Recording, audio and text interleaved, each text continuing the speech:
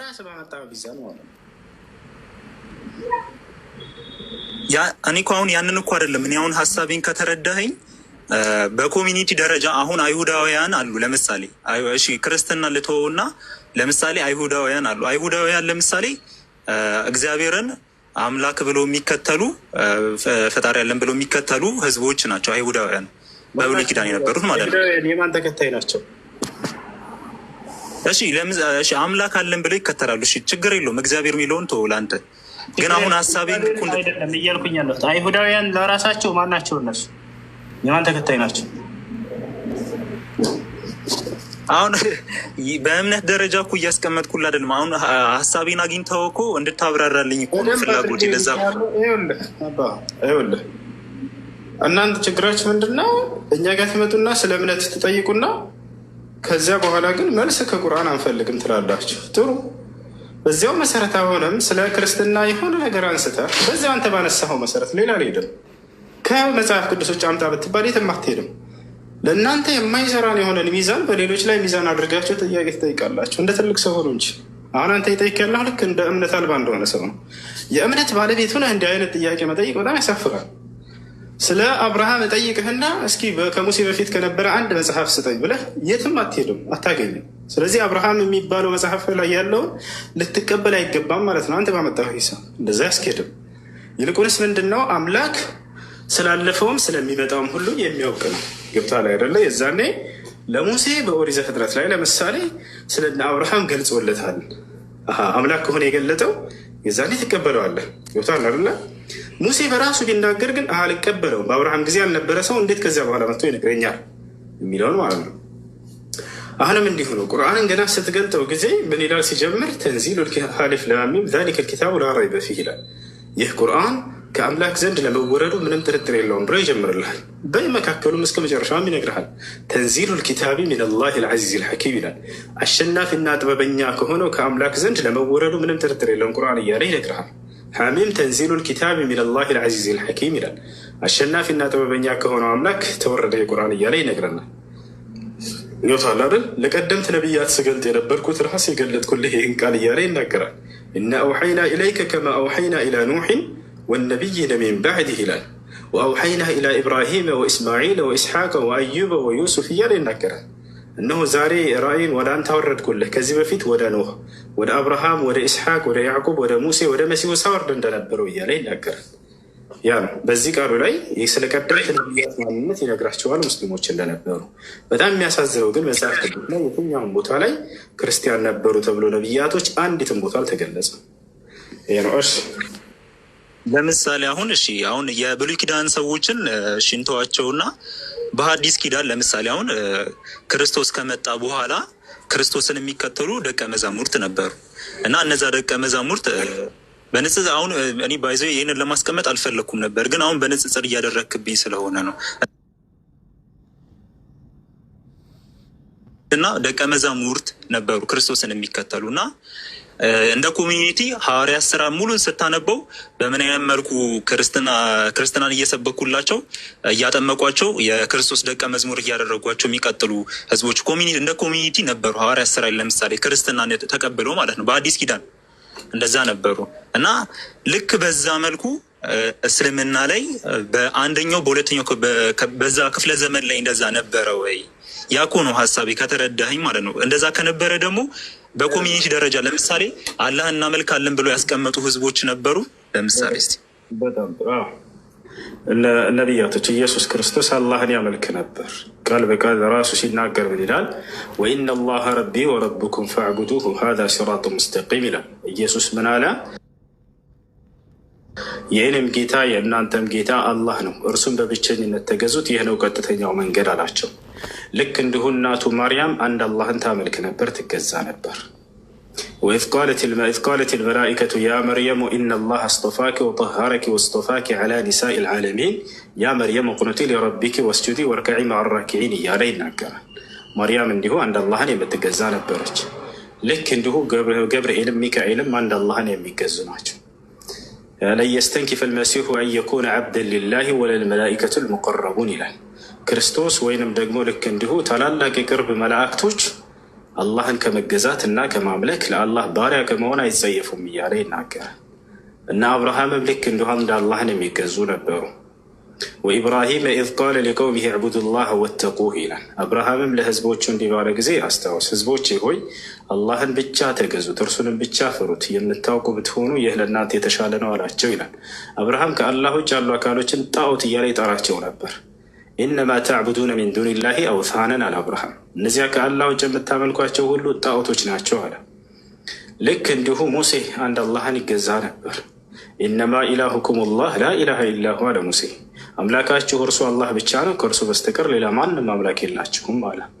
ልክ እንዲሁ ኤልያስ አንድ አላህ ነበር የሚገዛው፣ ወደ እርሱ የሚጣራ ነበር። ከእርሱ ውጭ ያሉ አካሎችን ተጠንቀቁ፣ አታምልኩ እያለ ያስጠነቅቅ ነበር። ወኢነ ኤልያስ ለሚን አልሙርሰሊን ኢዝ ቃለ ሊቀውሚሂ አላ ተተቁን አተድዑነ በዕለን ወተዘሩነ አሕሰነ አልኻሊቂን አላህ ረበኩም ወረበ አባይኩም አልአወሊን ይላል። ኤልያስ ከመልእክተኞቼ ከነቢያቶቼ መካከል ነው አለ። ህዝቦቹንም ባላቸው ጊዜ አስታውስ፣ ለመሆኑ አላህን አትፈሩትምን? በዕል የሚባለው ረበኩም ወረበ አባይኩም ይናገራል ማለት ነው። ስለዚህ ነው። እሺ ለምሳሌ ሻው ነቢያት ከነቢያት ውስጥ አንዱ ልጥቀስና ኢሳይያስ አላህን ነበር የሚያምኑ። ኦኬ በቁርአን ላይ ነቢያቶች ስሞቻቸው የተጠቀሳሉ ያልተጠቀሳሉ። ኢሳይያስ ካልተጠቀሱት መካከል ነው። በመጽሐፍ ቅዱስ ላይ ካሉ ነቢያቶች ለምሳሌ አብርሃምን ጠቀስኩልህ፣ ሙሴን ጠቀስኩልህ፣ ነቢዩ ኢየሱስንም ጠቀስኩልህ። እነዚህ ሁሉ እንዳለ አላህን ይጣሩ ነበር፣ ይገዙ ነበር፣ ያመልኩ ነበር። እሺ ኢየሱስ አላህን ነበር የሚከተለው ነው የምትለኝ? አዎ በደንብ አድርጉ። እሺ ለምሳሌ ኢየሱስ አሁን በመጽሐፍ ቅዱስ ላይ እንደተቀመጠው አላህ ብላችሁ እናንተ ከተረገማችሁት አብ ብሎ በተቀመጠው መልኩ ለምሳሌ አብን አባቴ እያለ ይጠሯል። ለምሳሌ አባቴ አላህን አባት ብሎ መጣራት ይቻላል በእናንተ? እሱ ሌላ ጥያቄ ነው። አሁን አላህን እንደሚገዛ አላህን አምላኬ ብሎ እንደሚጠራ አመንክ ኢየሱስ? ለምን በዛ መልኩ እኮ አይደለም ማለት አምላኬ እናንተ በምትረዱበት መልኩ አምላክ ብሎ እንዲገዛ አሁን ለእናንተ ጋር ምን መስፈርት አለ? አላህን አባት ብላችሁ መጥራት አትችሉም አይደለ? ነገር ግን ኢየሱስ አባቴ ብሎ ጠርቶታል። እና እሱን ስለ አምላክነቱ እንጨርስ። ለምሳሌ መጽሐፍ ቅዱስ የአረበኛ መጽሐፍ ቅዱስን ባሳየህ ኢየሱስ ክርስቶስ አምላክ ነው። ኦሪት ዘፍጥረት ላይ እኮ እግዚአብሔር እኮ ነው የሚለው ሲጀመር። አሁን እግዚአብሔር የሚለውን በአምላክ መልኩ ነው የተቀመጠው። ኦሪት ዘፍጥረት ላይ ምዕራፍ 1 ላይ እግዚአብሔርም አለ ሰማይና ምድር እንፍጠር ነው የሚለው። አማርኛ ላይ ነው የሚያስቀምጥልህ። እሺ አዲስ ኪዳን ላይ አላህ ብለው ተጠቅመዋል። ልክ እንደዚህ ብሉይ ኪዳንም እኮ ሐዋርያት አምላካችን ብለው ጠርተውታል አላህን። አምላካችን አንተ ብለው ጠርተውታል ሐዋርያት። እስቲ እሺ አሳየኝ አምላካችን ያሉበትን ማለት ነው። ችግር የለውም። ያው እና የአምላክ ቦታ ላይ ማን ነው እግዚአብሔር ብላችሁ ያስቀምጣችሁባቸው ቦታ ላይ አላህ ብሎ ነው የሚያስቀምጠው። የአረበኛ መጽሐፍ ቅዱስ ልክፈትልህ፣ ችግር የለውም። አላህ ብሎ ነው የሚያስቀምጡት። ሰሚራን ስለምታውቃ ሰውም ጥሩ አይደለም ቀላል እኔ ግን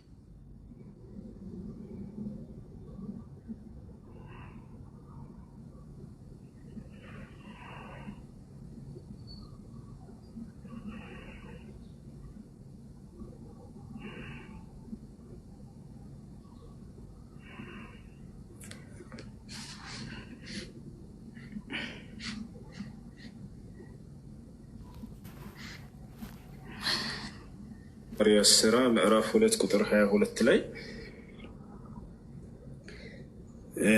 ቃል በቃል ሲናገር ምን ይላል?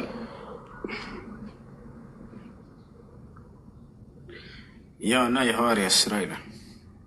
ወደ አማርኛ ከፈለግ ቀይሬ ያሳያለሁኝ። ሌላ ቦታ አይደለም የከፈኩት። ያው የሐዋርያት ሥራ ምዕራፍ 2 ቁጥር 22 አዕማል ሩሱል ሲፍር አዕማል ሩሱል ይላል። የሐዋርያት ሥራ ምዕራፍ 2 ቁጥር 22 ምን ይላል?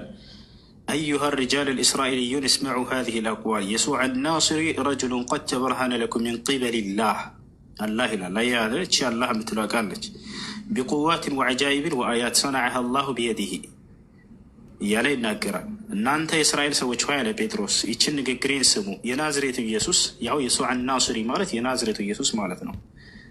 ረጅሉን ሰው ነው አለ ቀድ ተበርሃነ ለኩም ሚን ቅበሊላህ ያው አላህ ብሎ አስቀምጠው። አላህ በእርሱ በኩል ባደረገው ተአምር ለእናንተ የተገለጠ ሰው ነበር ይላል። ስለዚህ አምላክን ስም አላህ ብሎ ነው አዲስ ኪዳን ራሱ የሚያስቀምጠው።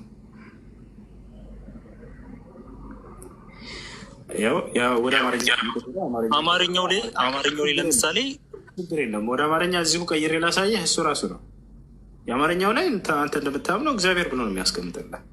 ወደ አማርኛ መጽሐፍ ቅዱስን ሲተረጉሙ በትክክል አልተረጉሙትም። አላህ የሚለውን እግዚአብሔር ብለው ተክተዋል። ተርጓሚዎቹ ትክክል አይደሉም እያልክ ነው። የሀገራችን ክርስቲያኖች የአምላክን ስም ራሳቸው ሰይመው ሰጧቸው እግዚአብሔር ብለው። የትኛውም ዓለም ላይ ብትሄድ እግዚአብሔር የአምላክ ስም ነው ብትል አይሰማውም። የትኛውም የአረብ ክርስቲያኖች ጋር ሂድና ግብፅ ለምሳሌ ሄደ የአምላክ ስም እግዚአብሔር ነው ብትል አይሰሙም በጭራሽ። አላህ ነው የሚለው። ያው ይሄ የራሳቸው የግብጾች መጽሐፍ ይታያል። እዚህ ጋር ይሄ እንዳውም መውቂዐን በተክለ ይላል። አባ ተክለ ሃይማኖት ዌብሳይት ይላል። የግብፅ ኦርቶዶክስ ቤተክርስቲያን አባ ተክለ ሃይማኖት የኢትዮጵያውን በጣም ታከብራለች፣ ትወዳለች። በሱ ስም ነው የሰየመችው ሁሉ ዌብሳይቷን። ያው ተክለ ይላል ይታያል። እዚህ ሰን ተክለ ይላል።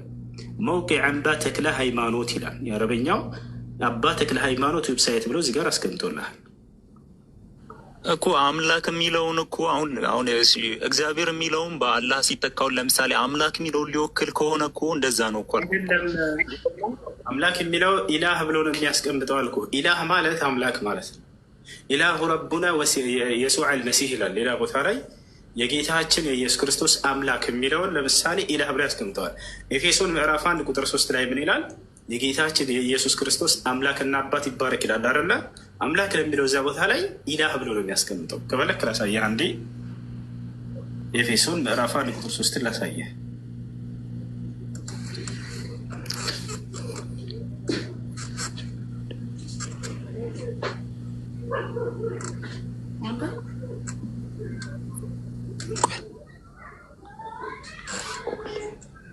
እሺ ከላይ ያለው ልጅ ሰላም ብያለሁኝ።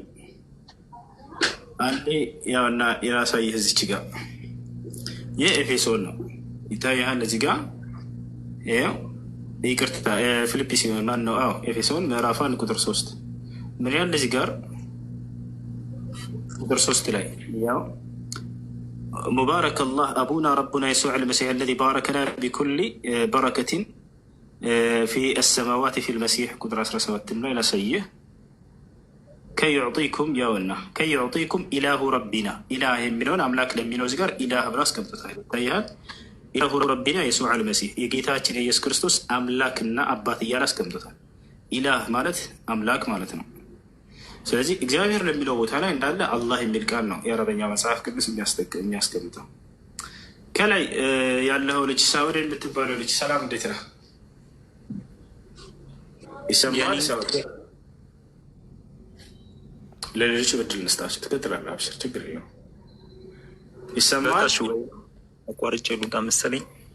እንትን ውስዬ በጣም አመሰግናለሁ። ግን እንትን ወርጄ እንድሰማክ ማለት ነው እንትን የኮሚኒቲ ያልኩህን ግን እሱን ነገር ብታሳየኝ በጣም ደስ ይለኝ ነበር። በአንደኛው በሁለተኛው በሶስተኛው ክፍለ ዘመን ያልኩህን እንደ ኮሚኒቲ አላህን አምላክ ብሎ የሚከተሉ ካሉ ብዬ ያልኩህን በመጽሐፍ ደረጃ በታሪክ ደረጃ የተቀመጠ ነገር ካለ የሆነ ነገር ብቻ ብታሳየኝ ደስ ይለኛል።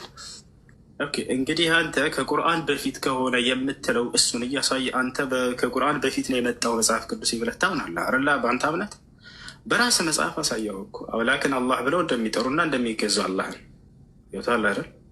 የራስህ መጽሐፍ እየመጣለህ ከራስህ መጽሐፍ አሳየው።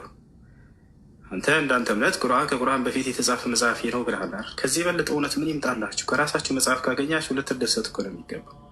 በራስህ መጽሐፍ ላይ ሐዋርያቶች እንዳለ አምላክን አላህ ብለው እንደሚጠሩ በማስረጃ አሳየው። ከኦሪት ዘፍጥረት እስከ ራዕይ ድረስ የአምላክ ስም አላህ ነው የሚባሉ ይወታል አይደል? አሁን እኮ አምላክን አላህን ይጠሩ ነበር፣ ይገዙ ነበር። አንተ ያልከውን እኮ እንዳልቀበልህ ምን አለ መሰለህ፣ ሐዋርያት አምላክ ባሉበት እግዚአብሔርን በጠሩበት አምላክ ባሉበት አጠራር አደሴም ታይም ደግሞ አባታችን ብለውም ይጠሩታል። አባት ተብሎም ይጠራል። አባት ብሎ መጠራቱ ደግሞ እና በእናንተ በኩል ያለውን እንደ ትክክል እንዳልሆነ ነው የሚያሳየው። አባት ሲባል ምን ለማለት ነው? የጸጋ አባትነት ማለት ነው። አሁን አላህ ለእናንተ የጸጋ አባታችሁ መሆን ይችላል። የጸጋ አባት ማለት ምን ማለት ነው? አባት ማለት እንደሱ ነው። ስለዚህ የኢየሱስ ክርስቶስም አምላክ አባት